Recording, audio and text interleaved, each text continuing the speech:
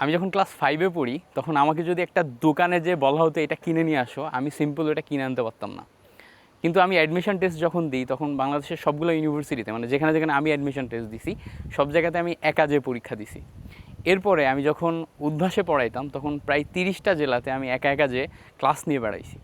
একজন ইন্ট্রোভার্ট থেকে কিভাবে আমি নিজেকে এইভাবে বিভিন্ন সিচুয়েশনে অ্যাডাপ্ট করা শিখলাম, এইটার গল্পটাই আপনাদের সাথে আমি এই ভিডিওতে বলবো। আপনারা অনেকেই হয়তো এই ব্যাপারটা রিলেট করতে পারবেন। আমি যখন ছোট ছিলাম, ক্লাস 4-5-এ পড়তাম, তখন আব্বু আম্মু আমাকে বাজারে বিভিন্ন জিনিস যখন কেনাকাটা করতে পাঠাতো, বিশেষ করে আমার আব্বু আম্মু দুজনেই দর্জি।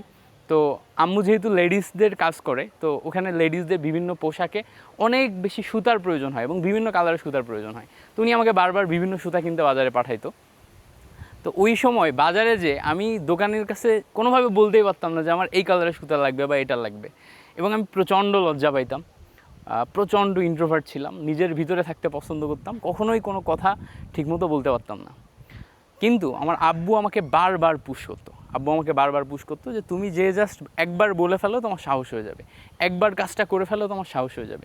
বিভিন্ন সিচুয়েশনে আমাকে বারবার পুশ করা হতো, বিশেষ করে আব্বু বারবার পুশ করতো যে সবসময় আমি তোমার সাথে থাকবো না, বা কোনো তুমি যখন বাইরে যাবা বা কোনো এমন জায়গায় যাবা যেখানে তোমার ফ্যামিলির কেউ থাকবে না, সেখানে যে তোমাকে পুরা সিচুয়েশনটা কথা বলে সামলাইতে হবে। তুমি যদি কথা না বলতে পারো তাহলে কিছুই করতে পারবো না। তো আব্বুর ওই ছোটোবেলা থেকে বারবার পুশ করার কারণে আমি দেখা যাচ্ছে যে বিভিন্ন সিচুয়েশনে বারবার পড়ে গেছি। ওই সিচুয়েশনে পড়ে ওই জায়গা থেকে উদ্ধার হওয়া আস্তে আস্তে আস্তে আস্তে শিখছি। আমি খেয়াল করে দেখছি এরপরে যখন আমি এসএসসি পাশ করে কলেজ লাইফে যশোরে গেছি, সেখানে যেও বিভিন্ন সিচুয়েশনে পড়তেছি আমি, যেসব সিচুয়েশনগুলো থেকে আমাকে বের হওয়ার জন্য আমার একমাত্র হাতিয়ার হচ্ছে আমার চিন্তা শক্তি এবং আমার কথা। আমি যদি একটা সিচুয়েশনে যে আমার নিজেকে প্রকাশ করতে পারি, আমার নিজের কথাগুলো বলতে পারি, তাহলে কোনো না কোনো একটা উপায় বের হয়েই যায়। সেমভাবে যখন আমি অ্যাডমিশন টেস্ট দিতে বাংলাদেশের বিভিন্ন ইউনিভার্সিটিগুলোতে গেছি, বিভিন্ন শহরে গেছি, তখন টিকিট কাটা, সেই শহরে যাওয়া, সেখানে থাকার ব্যবস্থা করা, ইচ অ্যান্ড এভরিথিং জাস্ট কমিউনিকেশনের মাধ্যমে ডেভেলপ হয়ে যায়। তার মানে নিজেকে প্রকাশ করা।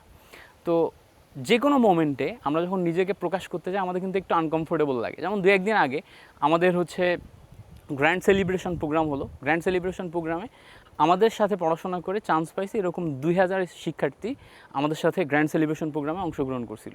তো 2000 শিক্ষার্থীর সামনে স্টেজ শেয়ার করা, এটা আমার লাইফে ফার্স্ট ছিল। প্রথমবার যখন আমি স্টেজে উঠি আমার খুবই আনকমফোর্টেবল লাগতেছিল। এরপরে আস্তে আস্তে আস্তে আস্তে আস্তে আমি কয়েক মিনিটে ওই সিচুয়েশনটা বোঝার চেষ্টা করলাম, আশেপাশের পরিবেশটা, ভাইবটা।